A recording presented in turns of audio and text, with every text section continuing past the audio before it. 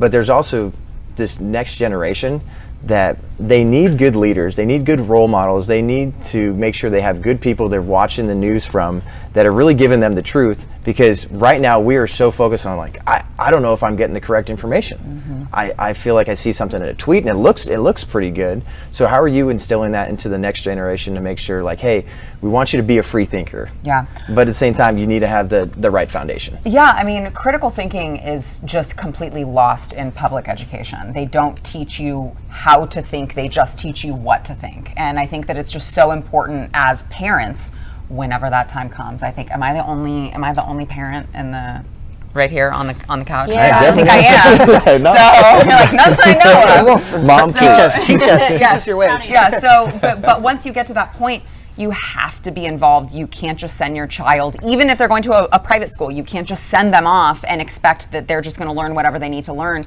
and not follow up with them. You have to be involved in the conversation. You have to be driving that conversation. And I think that is going to be key because, again, as conservatives, we work very hard for our families and there's not a lot of time, I think we feel like. And you have to make the time to have those conversations with your children. They are not being taught how to critically think in all of these places. And then you speak to a lot of young people all the time too, going back to the cute conservatives. Yeah. Well, what's interesting, what Sarah said is even if your kids are going to private school, the private schools are not any safer at this point than the public schools. They are all getting this woke indoctrination happening. The parents keeping, the gender transitions and stuff like that away from parents for up to a year, like I was talking about yesterday. So that's something very important to know. Just, turning a blind eye, well, my kid is at a private school, I don't have to worry. That is not true.